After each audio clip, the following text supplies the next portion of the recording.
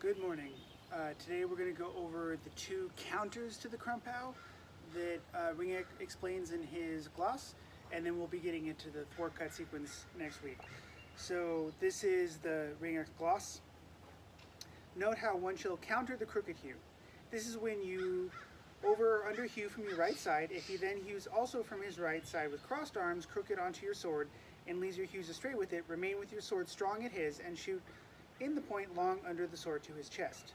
Another counter, when you hew in from above to your right side, if he then also hews from his right side with crossed arms onto your sword and presses it downward against the ground with it, wind against your right side and rise well over your head and plant your point above to his chest.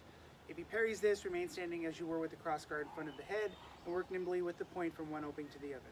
That is called the noble war. With it you confuse him so that he quite truthfully does not know where you shall remain in front of you. So we have two scenarios, two kind of counters.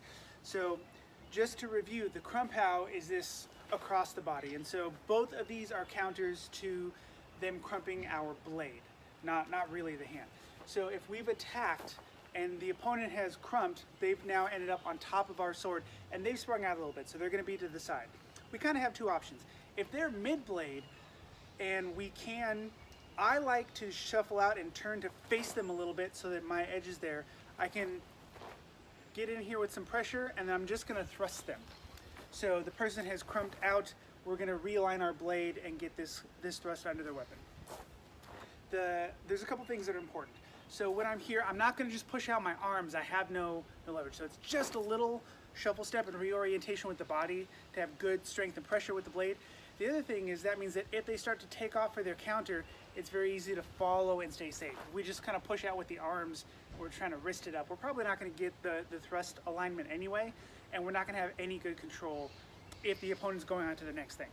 So the way I practice this on the pel is I actually throw slightly to the side of the pel because we're assuming that our opponent's sprung out. Then I just, with the shuffle step and reorientation, get my point on line and thrust. So I will just practice.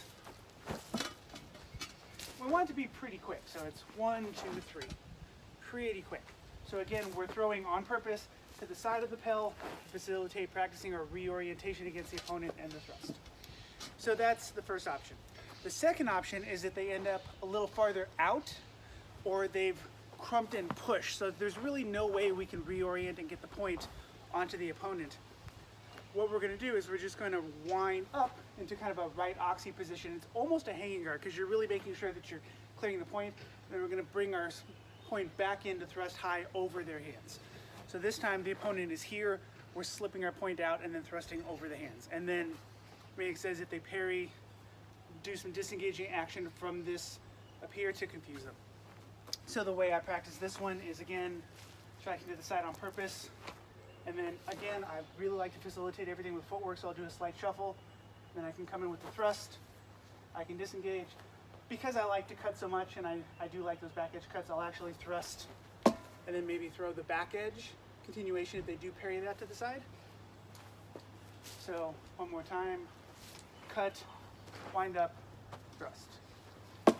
Continue the cutting if you want. So this is a pretty short video, but this is good to remember that there are ways to counter the crump.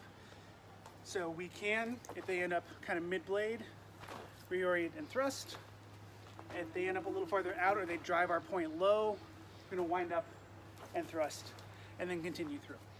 So on the pel, like I said, I like to attack to the side, reorient with my point, or attack to the side, wind up, thrust, and maybe flow out from there. So those are the two counters to the crump that they give us. Next week, like I said, we'll get into the thwart sequence, which I think is going to give us some slightly flowier patterns to work on the pel, so I think that'll be a lot of fun. See you next time.